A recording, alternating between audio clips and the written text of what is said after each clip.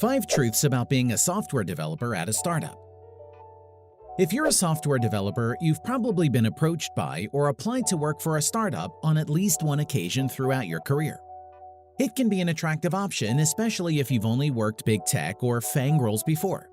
There's the potential financial rewards and the chance to have real creative input over a unique and often forward-thinking product. But on the other hand, the demands of a smaller team may mean longer hours and a much heavier workload.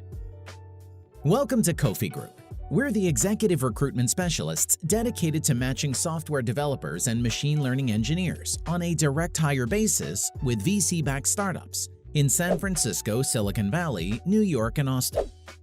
Our videos cover hiring tips and strategies for startups, software engineering and machine learning interview preparation, salary negotiation best practices, compensation analysis, computer science basics, artificial intelligence, tips for other recruiters, and much more. Subscribe now for the latest software engineering and machine learning insights, invaluable hiring tips, and the best career building advice on YouTube.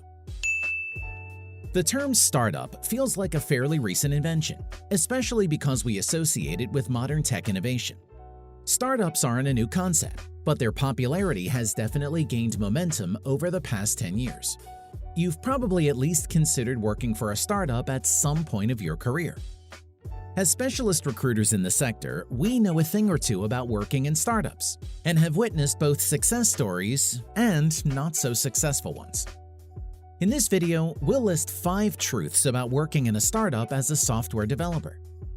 We're not in the business of sugarcoating the facts either, we tell it like it is. We believe that if you're considering joining a startup, you should understand the cons as well as the pros. Number 1. A startup's financial success can be a flip of the coin. Money, let's be honest. It's our number one motivator when it comes to career choice, and for that reason, it makes sense why joining a startup, especially in its early phase, can be attractive. The earlier you join a startup, the higher the potential financial rewards. If the product is successful, who knows what the financial upside could be when you cash in your share options. Furthermore, as an early-stage member of a startup, you have the unique opportunity to not only join a shared mission early on, but also rise up the ladder as your company progresses. Startups can be one of the quickest ways to get a senior position in a company. A classic example of this is Airbnb. The famous accommodation share platform began as 2 guys who were struggling to pay rent on their San Francisco apartment. They invited a 3rd friend to code their website, and the rest is history. 13 years later, and the 3 still own a share of a now $10 billion company. On the flip side, startups may not be able to offer you an attractive working wage due to low startup capital. Financial security isn't guaranteed either. A sobering statistic around startups is that 90% of them are doomed to fail. Similarly, many startups fail to scale up effectively at the right time, taking away the prospect of any real career progression. While it may be a good contract role, there's no guarantee that the company will be around to pay your wages in 6 months' time. However, get your employer choice right, and funding shouldn't be a problem. AngelList published the 52 best startup companies to work for in 2020 alongside current job offerings, and a description of the investments already pledged to these companies. We've put a link to the list in the description below. Number 2. Startups involve more work. Working for a startup can give you the exciting ability of being able to perform many different functions simultaneously. Software developers can quickly find themselves doing ad hoc jobs that would be traditionally reserved for whole departments. In between coding operations, you might find yourself posting on the company's social media, dealing with customer technical inquiries, or even being tied up in board meetings. All work you'd typically be shielded from in a big tech or FAANG company. While wearing so many hats is exciting and gives you a fantastic opportunity for rapid development, you risk overworking. Software developers are infamous overworkers, and their diligence and persistence put them at the very real risk of burnout.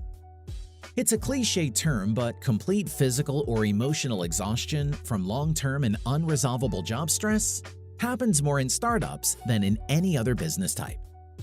Chances are that the CEO or the main founder of the company isn't as technical as the dev team, and so there will be a lot of excitement from management as they witness each completed development milestone.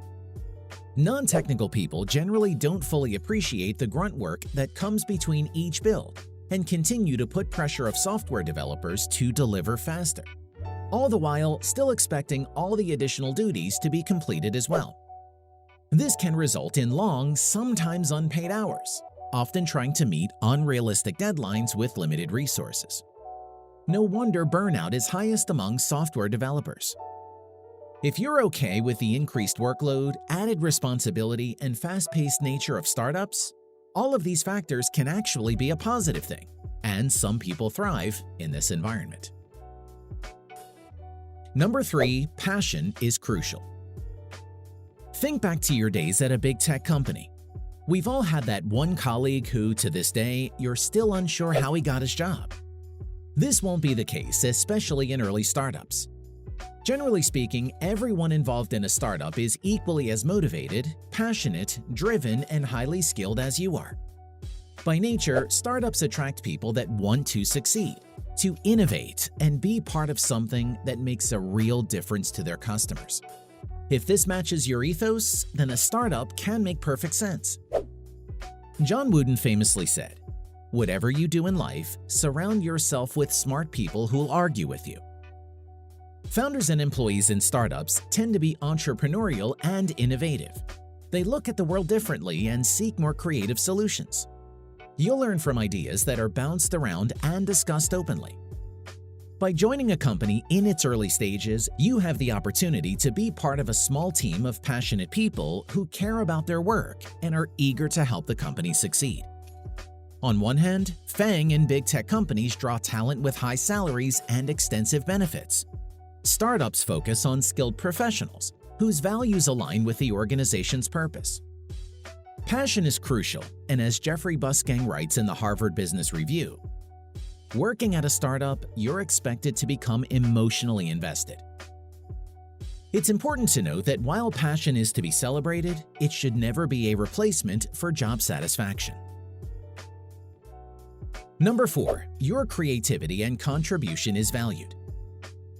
If you've ever been one of 500 engineers working on a tiny facet of a bigger project, it can be hard to feel any real sense of satisfaction or accomplishment from your contribution. Working for large corporations can leave you feeling like just an employee ID. Likewise, every software developer has a horror story about some middle manager taking the credit for your long hours staring at a screen. Working in a startup, you're not a number. You're more like a member of the family. When you make a significant difference to a product or process, your contribution will be noticed, and credit will be given to you, not your boss. Conversely, your failures are noticed just as much. At a big tech company, blame can be shifted around quite easily. In a small team, the buck stops with you. The personal impact and creative control found in a small company is the source of immense satisfaction for many people, and the reason why a lot of software developers take the plunge. Additionally, the problems startups tend to tackle are usually ambiguous and vague in nature. This is because the problems have either never been solved or your company is looking at the problem from a unique perspective.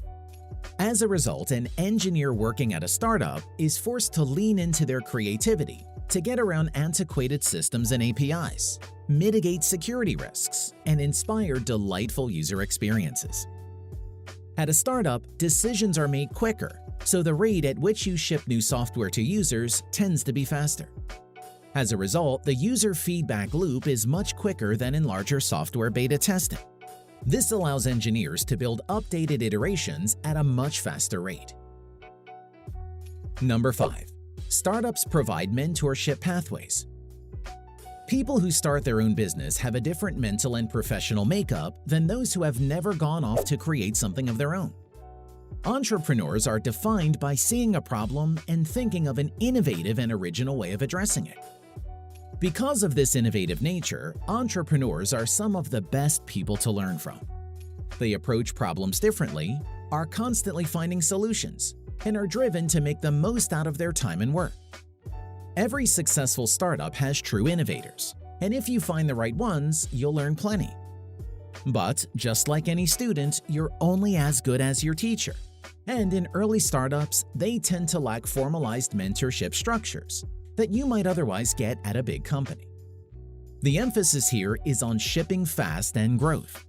As a result, conversations on career growth may be sidelined, leading to stagnant professional growth and planning.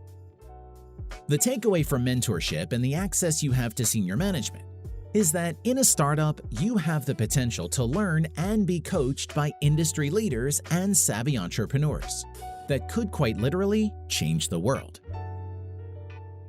Startup red flags. As you discuss a new job working in a startup, there are some red flags that might set alarm bells ringing. Integrity. If the company isn't transparent about its funding or makes exaggerated claims about inflated figures, they may be equally as dishonest about your entitlements. Lack of vision. Startups are generally directed by goal-oriented entrepreneurs. If a startup lacks a mission statement or clear roadmap for growth and scalability, it's probably destined for failure. Lack of expertise. Pie-in-the-sky ideas are great in principle, but without the technical understanding of what's feasible, you could be signing up for an unachievable project. All science, no business. Management exists for a reason. Software developers can struggle to work cohesively as a team without proper guidance. A startup with all tech know-how and no business acumen will surely fail. Of course, the best way to be sure about any opportunity you're about to sign up to is to get everything in writing. Questions to ask. Like with any job interview, it's important to do your homework on the company you hope to be working with soon. Some questions to either research the answer to or ask within an interview include: what are the backgrounds of the founders? What specific knowledge do they bring to the industry? What is their business track records? What funding has been raised with investors? Are there future funding rounds planned? What are the startup's plans for growth?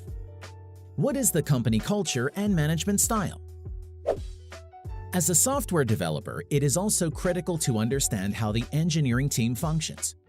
One of the first questions you should ask is if there is a VP of engineering or a CTO. If there is, inquire about their working and management style to see if it aligns with your own. At the end of the day, choosing whether or not to work for a startup is a deeply personal choice, one that depends on what you want to get out of your career. While it's a matter of opinion, most professionals would recommend working in a startup at least once. But your end game for joining a startup shouldn't just be about money. Your goal should be networking with high performers, refining your skill sets, and taking new opportunities. We hope you enjoyed 5 truths about being a software developer at a startup. If you learned something from this video, please click that thumbs up button and let us know in the comments if there's any recruitment, technology, or startup-specific content you want us to cover next. In our next video, the top 10 programming languages of all time, we dive into which coding languages have been in demand over the decades. To be the first to see this and other amazing recruitment, technology, and startup strategy videos, don't forget to subscribe and turn on notifications. At Kofi-Group, we're the executive recruitment specialists dedicated to matching software developers and machine learning engineers on a direct hire basis, with VC-backed startups in San Francisco, Silicon Valley, New York, and Austin. We help startups outcompete FAANG, or Facebook, Amazon, Apple, Netflix, Google, and big tech in the highly competitive war for talent. To benefit from a confidential conversation about your career and some of the best opportunities for software developers in startups today, contact Kofi Group today.